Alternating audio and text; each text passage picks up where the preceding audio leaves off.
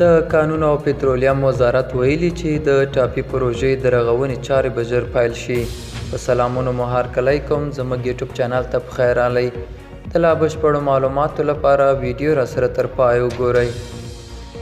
د طالبانو د سرپرست حکومت د کانونو او پترولیم وزارت ویلي چې په افغانستان کې د ټاپي پروژې د رغونې کار به ژر پیل شي. د دغه وزارت ویان مفتي اسمت الله برهان تېره شپه رسنیو ته ویلي چې د دې پروژې د رغونې کار به د دوو اړخونو تر بشپړېدو وروسته پیل شي.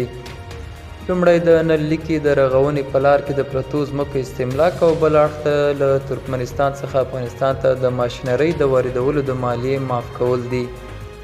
د برهان په وینا چې د ټاپي پروژې کار به د اراضیو تر استملاک او افغانستان ته د ترکمنستان د وسایلو د لیږدولو پر مهال د مالی معافیت ترلاسه کولو وروسته سمدستي پیل شي.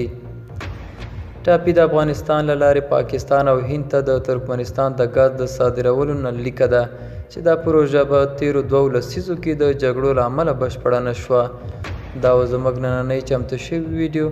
تر بیا ښه وخت، ښې چارې.